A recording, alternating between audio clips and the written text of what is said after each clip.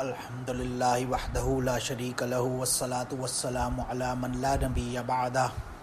اما بعد بسم اللہ الرحمن الرحیم اللہم صل علی محمد وعلی آل محمد کما صلیت علی ابراہیم وعلی آل ابراہیم انک حمید مجید اللہم بارک علی محمد وعلی آل محمد کما بارکت علی ابراہیم وعلی آل ابراہیم انک حمید مجید۔ یہ ایک حدیث ہے، حضرت سعد رضی اللہ تعالیٰ عنہ سے فرماتے ہیں کہ رسول اللہ صلی اللہ علیہ وسلم نے فرمایا ان اللہ یحب التقی الغنی الخفیہ او کما قال علیہ الصلوۃ والسلام۔ اس حدیث میں نبی کریم صلی اللہ علیہ وسلم نے فرمایا کہ اللہ تعالیٰ غنی بندے سے، امیر بندے سے محبت کرتا ہے جو کہ تقوی والا ہو اور ساتھ میں امیر بھی ہو، مال و دولت ہو، پیسہ ہو، عیش و عشرت ہو، سب کچھ اس کے پاس ہو، اور خفی ہو اور وہ چھپا ہوا ہو، معروف یعنی کہ اسے شو شاہ کی اور ایگزیجریشن کی اور شو آف کرنے کی اور ان چیزوں کی ضرورت نہ پڑتی ہو، بٹ اس کے دل کے اندر تقویٰ ہو، بے شک وہ مال دولت والا ہو لیکن وہ اللہ سے ڈرتا ہو اور خوف رکھتا ہو، اس بندے سے اللہ تعالیٰ محبت کرتا ہے۔ اس حدیث سے پتہ چلتا ہے کہ مال دولت اور ویلتھ اور دنیا کی آسائش، عیش و عشرت، یہ جو ہم آج عام طور پہ سمجھا جاتا ہے کہ یہ ہونا کوئی بری چیز ہے یا یہ ہونے سے کوئی انسان نیک نہیں ہو سکتا یا اللہ والا نہیں ہو سکتا یا اللہ کے قریب نہیں ہو سکتا، دیٹ از ناٹ ٹرو۔ اس حدیث سے پتہ چلتا ہے ہمیں کہ ایک بندہ مال دولت پیسے سب کچھ رکھتا ہو اور ساتھ میں اللہ سے ڈرتا ہو، تقوی اختیار کرتا ہو، اللہ کا خوف رکھتا ہو دل میں، تو وہ بندہ اللہ کے محبت کرنے والے بندوں میں شامل ہو سکتا ہے۔ اور اسی لیے ایک دفعہ ایک حدیث ہے جس میں صحابہ کرام فرماتے ہیں کہ ایک صحابی سے روایت ہے کہ ایک دفعہ نبی کریم صلی اللہ علیہ وسلم آئے اور بالکل فریش نہا دھو کے، جیسے ان کے بالوں سے پانی ٹپک رہا تھا اور بڑے اچھے موڈ میں تھے، تو کسی نے پوچھا یا رسول اللہ صلی اللہ علیہ وسلم ہمیں یہ جو دنیا کی عیش عشرت اور مال دولت اور آسائش وغیرہ ہیں ان کے بارے میں کسی نے سوال کیا،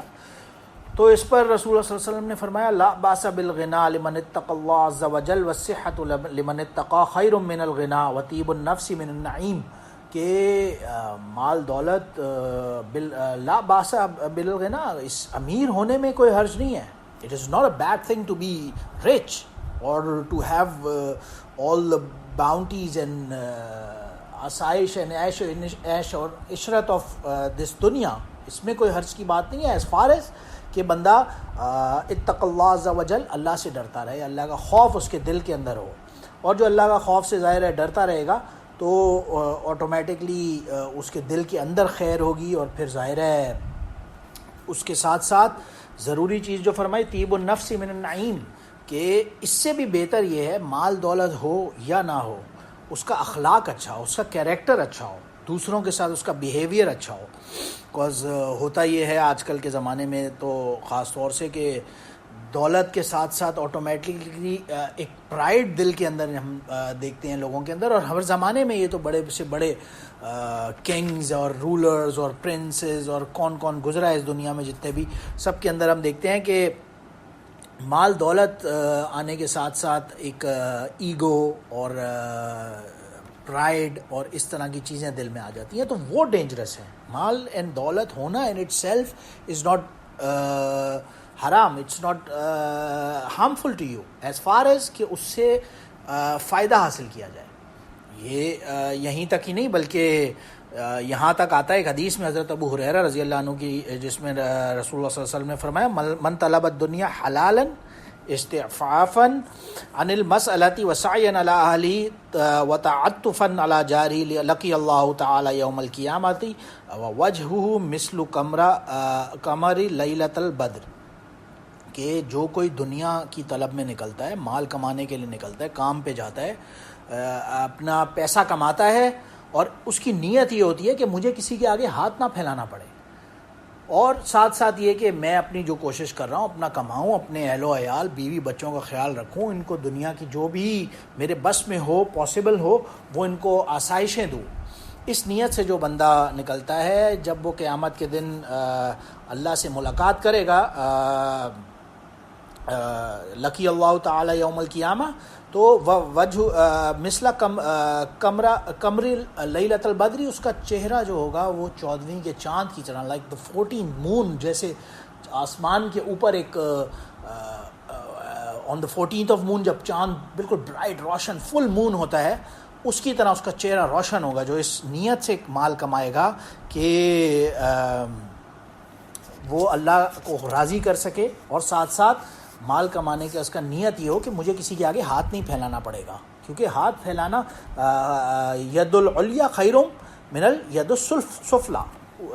یعنی کہ ید العلیٰ یعنی کہ دینے والا جو ہاتھ ہوتا ہے کسی کو، وہ خیر من الید السفلی، نیچے والے ہاتھ سے، مانگنے والے ہاتھ سے بہتر ہوتا ہے، ایک دوسری حدیث میں آتا ہے۔ تو اسی لیے یہاں پہ بھی یہی فرمایا گیا کہ جو اس نیت سے مال کمائے اس میں کوئی حرج کی بات نہیں ہے۔ اور اس زمانے میں بھی اگر ہم دیکھتے ہیں، بڑے سے بڑے صحابہ کرام رضی اللہ تعالیٰ عنہم، ان میں بہت بڑے مالدار ریچسٹ پیپل آف حجاز ان میں پائے جاتے ہیں، یہاں تک کہ بڑے سب سے پہلے ہم دیکھتے ہیں تمام صحابہ کرام رضی اللہ تعالیٰ عنہم رضوا عن، یہ اللہ نے قرآن میں سب کے لیے فرمایا، سب سے اللہ راضی، لیکن ان میں ہم دیکھتے ہیں ان میں بھی اور اونچا مقام احد والوں کا، خندق والوں کا، اور پھر بدری صحابی جو 313 چوزن وانز، اس سے بھی بڑھ کر عشرہ مبشرہ جو 10 سمجھیں، جنہیں صحابہ کو اللہ نبی کریم صلی اللہ علیہ وسلم نے جنت کی بشارت دی۔ حدیث میں آتا ہے ابو بکر فی الجنہ، عمر فی الجنہ، عثمان فی الجنہ، علی فی الجنہ، طلحہ بن فی الجنہ، زبیر فی الجنہ، سعید بن جبیر فی الجنہ، عبد الرحمن بن عوف رضی اللہ تعالیٰ عنہ فی الجنہ۔ یہ عبد الرحمن بن عوف جن کے بارے میں عشرہ مبشرہ کے صحابی ہیں، ٹاپ 10 صحابہ میں سے، ان کے بارے میں آتا ہے روایات میں when he traveled to Medina, he migrated to Medina, he was among the مہاجرین۔ وہاں پہ ظاہر ہے اس وقت ایک نبی کریم صلی اللہ علیہ وسلم نے ایک اگریمنٹ قائم کیا تھا، جس کے مطابق ہر ایک مہاجر صحابی کو ایک انصار صحابی نے اپنے ہاؤس میں ہوسٹ کیا، اور ساری اپنے ساتھ اپنا بھائی بنایا، اور اپنے ساتھ واٹ ایور جو رہنے کے لیے جگہ دی۔ اس میں جن صحابی نے ان کو لے کے گئے، انہوں نے یہاں تک کہ ان کی 2 بیویاں تھیں ان صحابی انصار صحابی کی، تو انہوں نے فرمایا کہ آپ بولیں میں اپنی ایک بیوی کو آج طلاق دیتا ہوں، وہ تک میں آپ کو دیتا ہوں۔ انہوں نے کہا نہیں۔ عبد الرحمن بن عوف رضی اللہ تعالی عنہ، ان کا وہ مقام تھا، انہوں نے کہا نہیں، مجھے صرف آپ مدینہ کا بازار بتا دیں، and after that I am all set. انہوں نے ایسا ہی کیا، چنانچہ he came to Madina with zero, with nothing, and جو ہی اینڈیڈ اپ ہیونگ، اگر آج کل کے زمانے میں دیکھیں، رفلی سم بلینز آف ڈالرز ان کی نیٹ ورتھ بنتی ہوگی گولڈ میں، کیونکہ رفلی ایک جو ان کے بارے میں بکس میں آتا ہے، رفلی 10 بلین اور اپروکسیمیٹلی 200 ملین کے قریب رفلی گولڈ دینارز ان کی وراثت میں یہ چھوڑ کے اس دنیا سے تشریف لے گئے، وچ از آج کے زمانے میں ہم دیکھیں تو billions and billions of dollars جتنی بھی تھی۔ بہرحال ان کی بارے میں آتا ہے کہ ان کی 4 بیویاں تھیں، ظاہر ہے اس زمانے میں ایک کامن رواج تھا، اور بیویوں کو وراثت میں 1/6 حصہ ملتا ہے، یعنی کہ جو بھی وراثت ہے، اگر ٹوٹل نیٹ ورتھ ہے اس کا 1/6 حصہ، وہ جو ایک بیوی ہو، 2 ہوں، 4 ہوں، جتنی بھی ہوں، لیکن ان سب میں ایکولی ڈیوائڈ ہوتا ہے وہ 1/6 حصہ۔ تو وہ 1/6 حصہ جب ڈیوائڈ کیا گیا ان کی بیویوں میں، تو each and every wife of his got approximately, جو روایات میں آتا ہے 8 million dinars, gold dinars, 8 million gold dinars پر وائف ان کو صرف وراثت میں ملا، and that was 1/6 of his wealth. تو جن کے بارے میں آتا ہے، اور ایک دوسری روایت میں آتا ہے کہ ان کی ویلتھ ایسی تھی، اتنی تھی ویلتھ ان کی ماشاءاللہ، کہ بڑی بڑی گولڈ کے لاگز ہوتے تھے جنہیں باقاعدہ ایکسس سے، کلہاڑوں سے کاٹ کاٹ کے اسے ان کے بچوں میں، ان کی اولادیں ظاہر ہوں گی ان 4 بیویوں سے، اور پھر ان میں اور سارے جو وراثت کے جو ان کے حقدار تھے ان میں ڈیوائڈ کی گئی ہوگی۔ تو اتنی وراثت ان کی تھی ماشاءاللہ، الحمدللہ۔ اور یہ وہ ہیں جن کے بارے میں نبی کریم صلی اللہ علیہ وسلم فرما رہے ہیں عبد الرحمن بن عوف فی الجنہ، یہ عشرہ مبشرہ کے ٹاپ 10 صحابہ میں سے ہے۔ پھر اسی طرح عثمان رضی اللہ تعالیٰ عنہ کا مقام، ان کی ویلتھ اور ان کے قصے بھرے پڑے ہیں کتابوں میں۔ تو ویلتھ ان اٹ سیلف، اس سے پتہ چلتا ہے امیر ہونا، پیسہ ہونا، مال دولت ہونا یہ بری چیز نہیں ہے. بری چیز یہ ہے کہ اس کے بعد اللہ کا خوف دل میں نہ رہے. بندہ اپنے آپ کو اتنا بڑا سمجھ لے کہ مسجد جانا اس کی شان گھٹا دے. ایسا نہ ہو. اگر جب تک ایسا نہیں ہے، as far as بندے کے پاس billions and billions of dollars ہوں، جتنا کچھ مال دولت پیسہ ہو، لیکن وہ اللہ کا خوف دل میں رکھتا ہو، تو وہ اللہ کا چنا ہوا بندہ ہے. اور یہی انہی لوگوں کی فضیلت ان حدیث میں آج ہم دیکھ رہے ہیں. اور بعض اوقات یہ ہوتا ہے، اب پھر اگر کوئی یہ سمجھ لے کہ نہیں جس کے پاس مال ہے وہی کامیاب ہے، تو ایسا بھی نہیں ہوگا ظاہر ہے. بلکہ انفیکٹ ایک حدیث میں آتا ہے کہ اگر کوئی ہم دیکھ رہے ہیں ایک بندہ گنہگار ہے اور نیکی پر نہیں ہے، لیکن اللہ اسے مال دولت دیے جا رہا ہے، تو وہ اس کے حق میں استدراج ہے. جیسے کہ رسول اللہ صلی اللہ علیہ وسلم نے ایک حدیث میں فرمایا کہ اذا رأیت اللہ عز وجل یعطی العبد علی معصیتی، کہ جب تم دیکھو ما یحب فانما ہوا استدراج، جب تم کسی آدمی کو دیکھ رہے ہو جو گنہگار ہے، معصیت اپنے گناہوں کے باوجود اللہ اسے دیے جا رہا ہے، عطا کیے جا رہا ہے،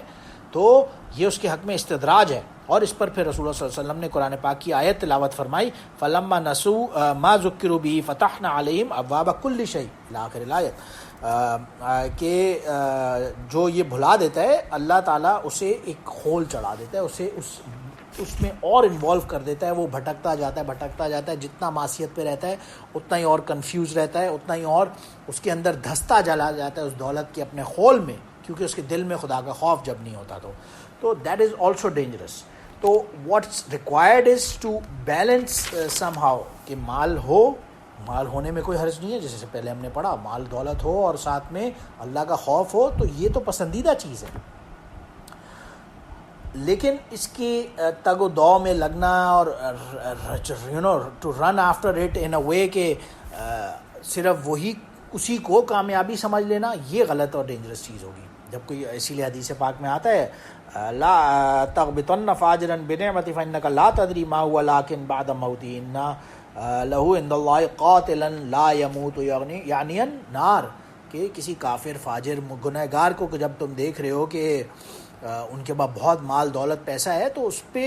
رش نہ کرو. Don't just get impressed with the مال دولت in itself. What's important is that اس بندے کی میں تقوی ہے یا نہیں ہے، اس کے اندر اللہ کا خوف ہے یا نہیں ہے. جب ایسا بندہ جس کے اندر اللہ کا خوف نہیں ہے، فاجر ہے، گنہگار ہے، دیکھ رہے ہو اسے اللہ دے رہے مال و دولت، تو اس پہ رش نہ کرو، کیونکہ اس کا ٹھکانہ ظاہر ہے النار، جہنم آگے کا اس کا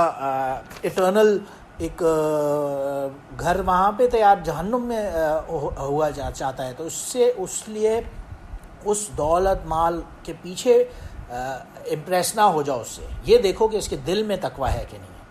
اور ظاہر ہے ہمیں یہ دعا بھی اللہ سے مانگتے رہنا چاہیے، الحمدللہ الذی عافانی مما ابتلاک بہ وفضلنی علی کثیر ممن خلق تفصیلا. تمام تعریفیں ظاہر ہے اللہ تعالیٰ کے لیے ہیں، جو کچھ جس چیز میں بھی اللہ نے ہمیں انوالو کر دیا ہے، بس اللہ تعالیٰ اس میں ہمارے لیے بہتری فرمائے اور ہمیں برتری فرمائے اور اچھے کام کرنے کی توفیق عطا فرمائے. اور ساتھ ساتھ اگر ہم دیکھ رہے ہیں کہ کوئی بندے کے پاس مال دولت نہیں ہے، فقر و فاقہ ہے یا کوئی غربت ہے،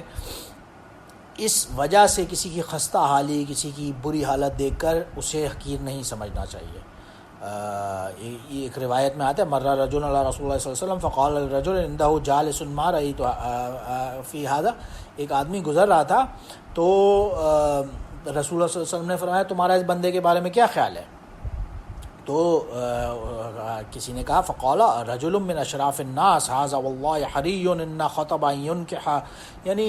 یہ بندہ بہت مال دولت پیسے والا ہے، اسے اللہ نے بہت نوازا ہے، اور کوئی اگر نکاح کا پیغام دے گا تو اسے فوراً قبول کیا جائے گا، اسے شادی کے لیے عورتیں راضی ہو جائیں گی ایٹسیٹرا. ایسا ظاہر ہے وہ مال دولت اور اس طرح سے ہوگا. پھر کچھ دیر خاموشی ہوئی، کچھ دیر بعد ایک دوسرا آدمی گزرا، رجل من فقراء المسلمین، تو کسی نے کہا یہ تو مسلمانوں کے فقراء میں سے ہے، اس کی تو کوئی سنتا نہیں ہے، یعنی he doesn't really have any say. تو اس پر نبی کریم صلی اللہ علیہ وسلم نے فرمایا کہ ان لا یسمع لقولی، فقال رسول اللہ صلی اللہ علیہ وسلم ھذا خیر من ملء الارض مثل ھذا، کہ یہ بندہ اس بندے سے کئی گنا بہتر ہے، کیونکہ اس کے اندر اعمال ہیں. ظاہر دونوں مسلمان ہیں، دونوں متقی ہیں، پرہیزگار ہیں، لیکن ایک بندے کے پاس مال و دولت ہے، دوسرے کے پاس نہیں ہے، لیکن وہ اللہ کا خوف دل میں رکھ کے بیٹھا ہے، اور نیکی کرنے پہ اس کا اتنا آگے مقام ہے کہ وہ اللہ کے نزدیک زیادہ پسندیدہ ہے اس دوسرے مال و دولت والے بندے سے بھی۔ تو what matters is دل بندے کا، جیسے نبی کریم صلی اللہ علیہ وسلم نے ایک حدیث میں آتا ہے تقویٰ ہاؤنا، تقویٰ یہاں دل کے اندر ہوتا ہے۔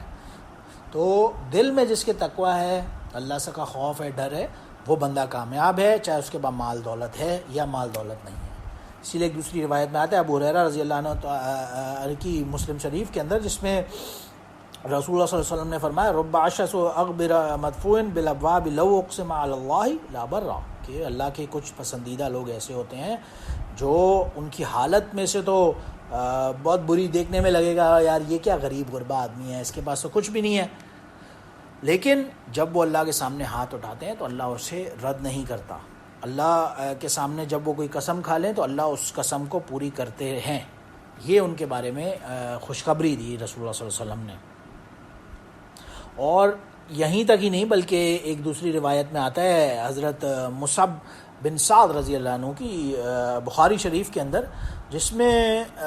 وہ فرماتے ہیں کہ را سعد ان لو فضل اللہ من دون فقال رسول اللہ صلی اللہ علیہ وسلم هل تنصرون وترزقون الا بضعفائکم،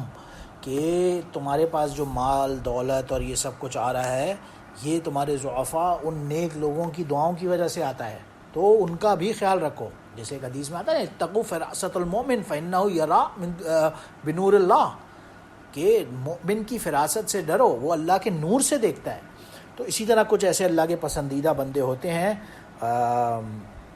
جن کی اللہ دعاؤں کو رد نہیں فرماتا، اور انہی کی دعاؤں کے طفیل دوسری پوری امت کا خیال رکھتے ہیں، اور دوسری پوری امت اللہ کے عذاب سے، اللہ کے قہر سے، اللہ کی نافرمانیاں جو ہم کر رہے ہوتے ہیں اس کے سزا پانے سے بچے ہوئے ہوتے ہیں ان نیک لوگوں کی وجہ سے۔ سیدھے ایک دوسری روایت میں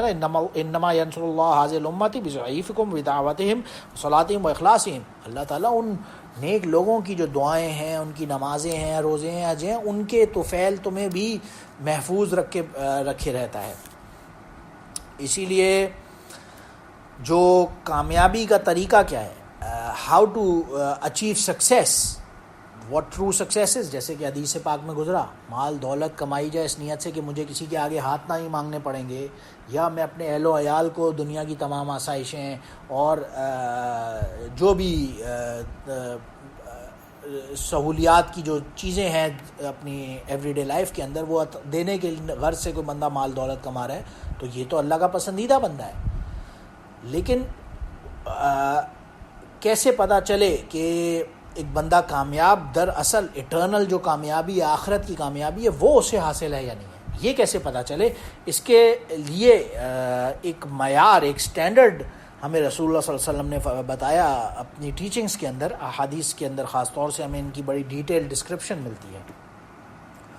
اور ہاؤ ٹو جج your own self, how to جج، ہاؤ ٹو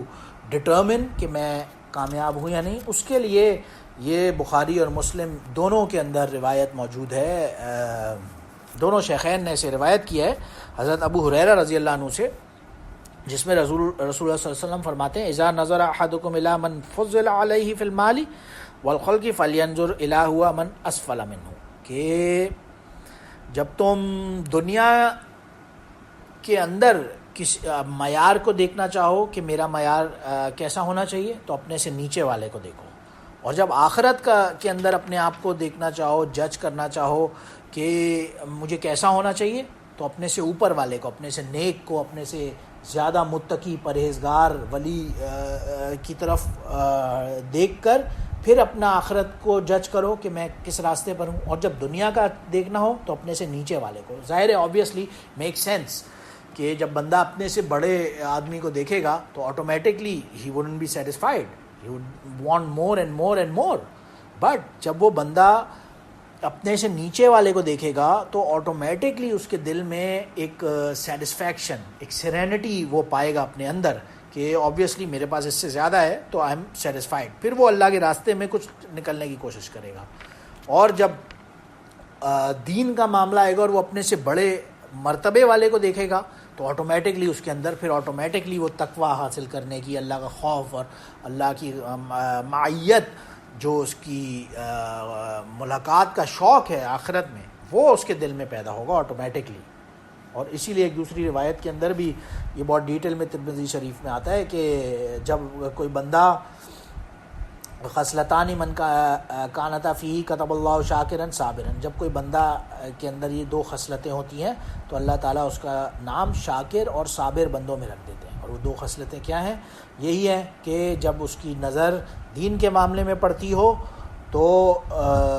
وہ اپنے سے اوپر بلند مقام والے کو دیکھتا ہو، اور جب دنیا کے معاملے میں وہ اپنے آپ کو جج کرنا چاہتا ہو تو اپنے سے نیچے، اپنے سے کم تر آدمی کو دیکھتا ہو اور پھر اپنا شکر آٹومیٹکلی ادا کرے گا ظاہر بندہ، تو اللہ تعالیٰ اس کا نام شاکر اور صابر میں رکھ دیں گے. اور جو بندہ ایسا نہیں کرے گا تو ظاہر آبویسلی اس کا نام ان لوگوں میں نہیں ہوگا. بہرحال سمجھنے کی بات یہی ہے، مال دولت ان اٹ سیلف ہونا is not a curse, wealth is not a curse in itself. what's the curse جو ہوتا ہے وہ انسان کا دل کے اندر کی جو کیفیت ہے، جو فیلنگ ہے، وہ ہے. مال ہوتے ہوئے بھی کوئی بندہ اگر متقی ہے، پرہیزگار ہے، تو وہ اللہ کا پسندیدہ بندہ ہے. اور کچھ نہ ہوتے ہوئے بھی، فقر و فاقے کی حالت میں بھی کوئی بندہ اگر ناشکرا ہے تو وہ اللہ کا ناپسندیدہ بندہ ہے. یہ ایک بالکل گائیڈ لائن، ایک معیار، ایک رول، ایک جو لائن ہے وہ ڈرا کر دی ہمارے لیے شریعت نے. اور اگر حسن عمل کی توفیق ہو تو پھر زندگی بہت نعمت ہے. اگر جو بندے کے اچھے اعمال نیکی کرنے کا جس کے اندر شوق اور جذبہ ہی اور توفیق اور